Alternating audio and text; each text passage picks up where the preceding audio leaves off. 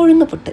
നല്ല ആവി പറക്കണം, നല്ല മണമുള്ള ആരോഗ്യത്തിന് ബെസ്റ്റായ ഒരു ഉഴുന്ന് പുട്ട്. നോക്കിയാലോ? അതിന് വേണ്ടി ഇത് നോക്കൂ, ഒരു കപ്പ് കറുത്ത ഉഴുന്നാണ് കേട്ടോ എടുത്തിരിക്കുന്നത്. ഇത് നമുക്കൊന്ന് കഴുകിയെടുക്കാം. കഴുകിയിട്ട് നമുക്കിത് നന്നായിട്ട് വറുത്തെടുക്കണം കേട്ടുള്ളൂ. അപ്പോൾ ഇത് നമുക്ക് നല്ലൊരു ഇരുമ്പ് ചീഞ്ചട്ടിയിലേക്ക് ഇട്ടിട്ട് ഇത് നല്ല ചുമക്ക വറക്കണം. നല്ല മണം വരും കേട്ടോ വറക്കുമ്പോൾ. ഈ പുട്ടിൻ്റെ ഏറ്റവും വലിയ ഗുണം എന്താണെന്നറിയോ? ഇതിൻ്റെ ഏറ്റവും സ്പെഷ്യൽ എന്താണെന്നറിയോ? ഇതിൻ്റെ മണമാണ്. നല്ല രസമാണ്, മണമാണ്. പിന്നെ ഒരു തരിവരിയിൽ നിന്ന് ഇങ്ങനെ കടിക്കുമ്പോൾ നല്ലൊരു നട്ടി ടേസ്റ്റും നമുക്ക് കിട്ടും. നല്ല രസമാണ് കേട്ടുള്ളത്. പിന്നെ ഉഴുന്നിൻ്റെ ഗുണങ്ങളൊന്നും പറഞ്ഞു തരണ്ടല്ലോ, എല്ലാവർക്കും അറിയാലോ. ബോൺ സ്ട്രെങ്ത്തിനാണെങ്കിലും പെൺകുട്ടികൾക്കും സ്ത്രീകൾക്കും ഒക്കെ വളരെ ഉത്തമമാണ് ഉഴുന്ന് കഴിക്കണതെന്നല്ലേ. അപ്പോൾ ഉഴുന്നിൻ്റെ ഒരുപാട് ഗുണങ്ങൾ നിങ്ങൾക്ക് അറിയണ്ടാവല്ലോ, കമൻറ്റ് ചെയ്യൂട്ടുള്ളൂ. അപ്പോൾ നോക്കൂ, നമ്മളുടെ ഈ ഉഴുന്ന് നന്നായിട്ട് വറുത്തുണ്ട് കേട്ടോ, നല്ല ചുമക്ക വറുത്തുണ്ട്. നല്ല മണമാണ് കേട്ടോ ഇതിന്. പുട്ടിൻ്റെ സ്പെഷ്യലും അത് തന്നെയാണ്, നല്ല മണമാണ്. അപ്പോൾ ഈ ഉഴുന്ന് നമുക്കൊന്ന് ചൂടാറിയ ശേഷം മിക്സിയിലിട്ടിട്ട് നന്നായിട്ടൊന്ന് പൊടിച്ചെടുക്കാം കേട്ടോ, പുട്ടുപൊടിയുടെ പോലെ തന്നെ. അപ്പോൾ നമുക്കിതിനെ മിക്സിയിലേക്ക് മാറ്റി കൊടുക്കാം. അപ്പോൾ നിങ്ങൾ ഈ ഉഴുന്ന് പുട്ട് ഉണ്ടാക്കാറുണ്ടോ, കഴിച്ചിട്ടുണ്ടോ എന്നൊക്കെ പറഞ്ഞിട്ടുള്ളൂ. കുറച്ച് വ്യത്യാസമാണ് മുൻപിലേക്ക് കാണുമ്പോൾ. നമ്മളിതിൽ എന്താ ചേർക്കണമെന്ന് കൂടി കാണിച്ചു തരാം. അപ്പോൾ ഇതാ നമ്മുടെ ഉഴുന്ന് പൊടിച്ചെടുത്തിട്ടുണ്ട് കേട്ടോ. അപ്പോൾ ഇതിന് നമുക്കിനി ഇപ്പോൾ ശരിക്കും ഇത്തിരി തരിവിലേക്ക് ഉണ്ടാവുള്ളൂ, അതിരുന്നോട്ടെ, കുഴപ്പമില്ല.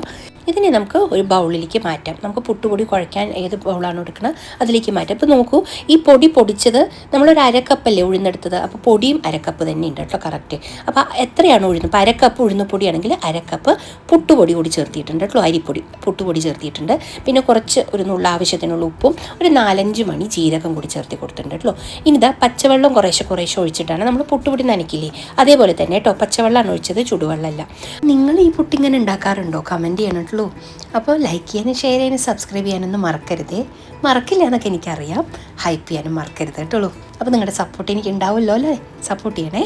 അപ്പോൾ കുറേശ്ശെ വെള്ളം നനച്ച് നമ്മൾ സാധാരണ പുട്ടുപൊടിക്ക് ആക്കണ പോലെ തന്നെ ഞാൻ നനച്ചിട്ട് ഒരു 10 മിനിറ്റ് ഇതൊന്ന് അടച്ച് വെച്ച് റെസ്റ്റ് ചെയ്യാൻ വേണ്ടി വെക്കണം കേട്ടുള്ളൂ. നമ്മൾ മറ്റേ സാധാരണ പുട്ടുപൊടി അതുപോലെയല്ലേ ചെയ്യുക, അപ്പോൾ അതേപോലെ തന്നെയാണ് സെയിം. അപ്പോൾ അതുപോലെ അടച്ച് വയ്ക്കാം. ഇനി നമുക്ക് വേണ്ടത് ശർക്കരയാണ്. ഇതിലേക്ക് ശർക്കര ചേർത്താണ് കേട്ടുള്ളൂ ഈ പുട്ടിന് വേണ്ടിയിട്ട്. അപ്പോൾ നമുക്ക് ശർക്കര ഇതുപോലെ ചീവിയെടുക്കാം. നിങ്ങളുടെ കയ്യിൽ ശർക്കര പൊടി ഉണ്ടെങ്കിൽ ബെസ്റ്റാണ്, അതിട്ടുള്ളൂ. അപ്പോൾ എൻ്റെ കയ്യിൽ അതില്ലാത്തതുകൊണ്ട് ഞാനിതാ ശർക്കര ഇങ്ങനെ ചീവിയെടുക്കുകയാണ് കേട്ടുള്ളൂ ചെയ്യണത്. അപ്പോൾ ഈ പുട്ടിലേക്ക് പിന്നെ കുറച്ച് തേങ്ങ കൂടി നമുക്ക് ആവശ്യമുണ്ട്. അപ്പോൾ ഞാനിതാ ഇപ്പം ഞാനെടുത്ത ഈ അളവിൽ എനിക്ക് 2 ചിരട്ടപ്പുട്ടാണ് കേട്ടോ ഉണ്ടാക്കാൻ പറ്റിയത്, അത്ര അളവാണത്. അപ്പോൾ അതിലേക്ക് നമ്മൾ ആദ്യം തേങ്ങ എന്തായാലും ഇടണ പോലെ തന്നെ നമ്മുടെ പുട്ടുപൊടിയുടെ പാത്രത്തേക്ക് കുറേശ്ശെ ഇത് നമ്മളുടെ ഈ തേങ്ങ ഇട്ട് കൊടുക്കുക. പിന്നെ നമ്മൾ കുറച്ച് ശർക്കര വിതറി കൊടുക്കുക. പിന്നെ നമുക്ക് നമ്മുടെ പുട്ടുപൊടിയും കൂടി വിതറി കൊടുക്കണം. ഇത് കടലക്കറി കൂട്ടിയിട്ടോ ഒക്കെ കഴിക്കാനും നല്ലതാണ് കേട്ടോ, പപ്പടം കൂട്ടിയിട്ടൊക്കെ. അതിനൊരു കുഴപ്പമില്ല. പക്ഷേ ഇങ്ങനെയാണ് ഇത് കൂടുതൽ ടേസ്റ്റ്, കുട്ടികൾക്കൊക്കെ ഇഷ്ടം. അപ്പോൾ ഇതെന്തായാലും ഞാൻ പറഞ്ഞല്ലോ, ഇതിൻ്റെ സ്പെഷ്യൽ മണമാണ്, നല്ല മണമാണ്. അപ്പോൾ നമ്മുടെ പുട്ടുപൊടി ഞാൻ നിറച്ച് കൊടുക്കുന്നുണ്ട് പാത്രത്തിലേക്ക്. എന്നിട്ട് നമുക്കിതിനെ ആവി കയറ്റാൻ വയ്ക്കുക. ഞാനും ഇങ്ങനെ ആലോചിച്ചു കേട്ടോ, ഇതേ പുട്ടിലേക്ക് ഈ റെസിപ്പി അയച്ചു കൊടുത്താലോ എന്ന്. ചിലപ്പോൾ അവിടെ ഇത് എല്ലാവർക്കും ഇഷ്ടമായി ഹിറ്റാവുകയാണെങ്കിലോ അല്ലേ. എന്താ നിങ്ങളുടെ അഭിപ്രായം പറയൂ കേട്ടുള്ളൂ. ദിലീപിൻ്റെ ഇതേ പുട്ടിലേക്ക് അയച്ചു കൊടുത്താലോ ഈ റെസിപ്പി? ചിലപ്പോൾ നമ്മുടെ ഉഴുന്നുപുട്ട് അവിടെ സൂപ്പർ സ്റ്റാർ ആയാലോ അല്ലേ. ഞാൻ വെറുതെ പറഞ്ഞതാട്ടോ, കളിയാക്കരുതേ. അപ്പോൾ നമുക്ക് ആ പുട്ട് ആവി വരുന്ന കുക്കറിലേക്ക് വെച്ച് കൊടുക്കാട്ടുള്ളൂ.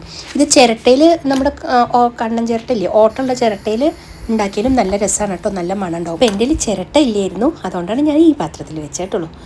ചിരട്ട ഉണ്ടെങ്കിൽ അതിൽ വെച്ചോളൂ. ഇതപ്പോൾ നല്ല ആവി വറക്കണ പുട്ട് റെഡി ആയിട്ടുണ്ട്. അപ്പോൾ നമുക്കിത് ഏതാണോ കഴിക്കണ പാത്രം ആ പ്ലേറ്റിലേക്ക് നമുക്കിതിന് കൊട്ടി വയ്ക്കാട്ടുള്ളൂ.